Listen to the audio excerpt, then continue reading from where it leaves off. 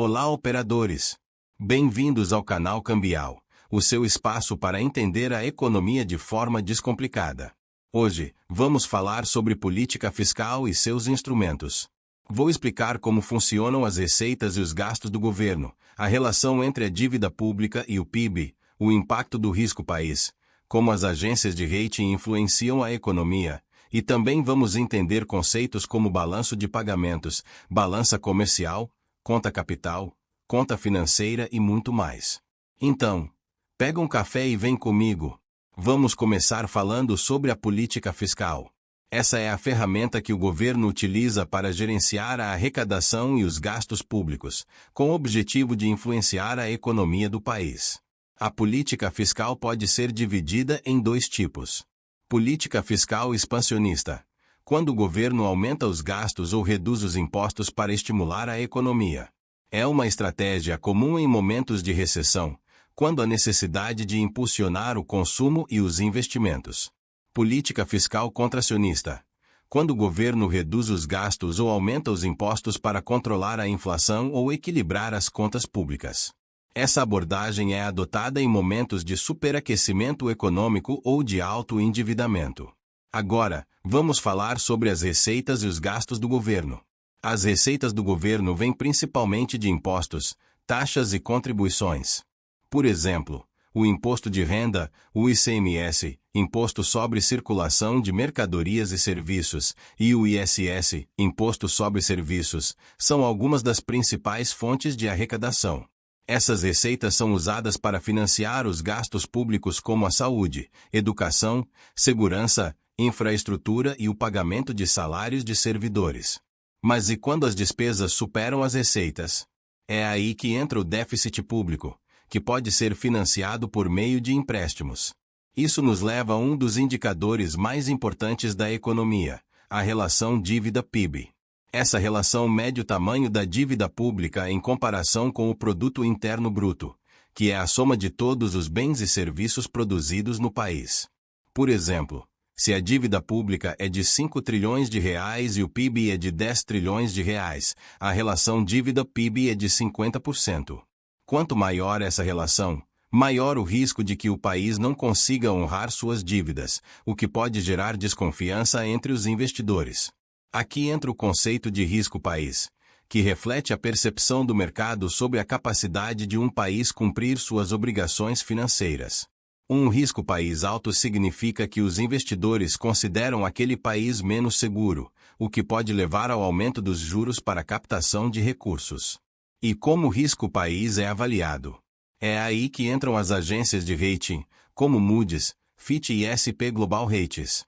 Essas empresas analisam fatores como crescimento econômico, estabilidade política e capacidade de pagamento do governo para atribuir uma nota de crédito ao país. Essa nota, conhecida como rating, pode variar de grau de investimento, que indica segurança, até níveis especulativos, que indicam maior risco. Agora, vamos mudar de foco e falar sobre o balanço de pagamentos. Ele é como uma grande planilha que registra todas as transações econômicas entre um país e o resto do mundo. O balanço de pagamentos é dividido em 3 grandes contas. Balança comercial. Essa é a conta que registra as exportações e importações de bens. Se o país exporta mais do que importa, temos um superávit comercial, e se importa mais do que exporta, temos um déficit comercial. Por exemplo, o Brasil frequentemente tem superávit na balança comercial graças à exportação de commodities como soja, minério de ferro e petróleo. Conta capital. Registra transferências de capital, como perdões de dívidas e doações internacionais. Embora seja uma conta menos movimentada, é importante para registrar esses fluxos específicos. Conta financeira. Essa é a conta que registra os investimentos financeiros entre o Brasil e o resto do mundo. Por exemplo, compra de ações, imóveis ou empréstimos. Quando investidores estrangeiros compram títulos públicos brasileiros, essa transação é registrada na conta financeira.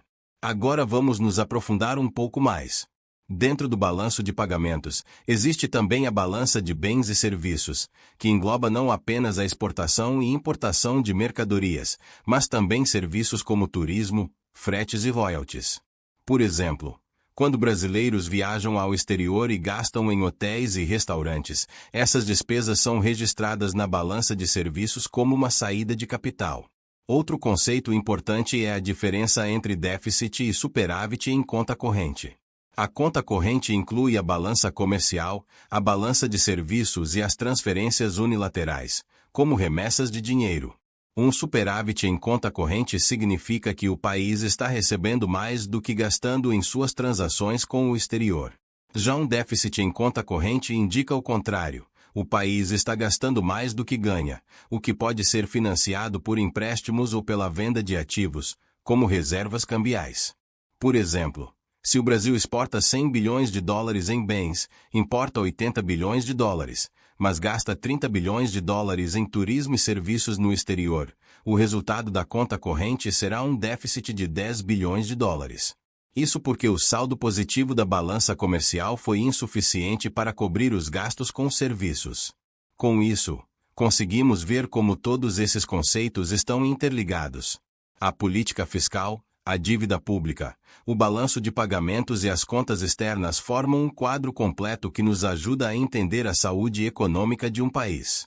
Espero que você tenha aproveitado essa aula sobre economia e entendido melhor como todos esses elementos influenciam o dia a dia do Brasil e do mundo.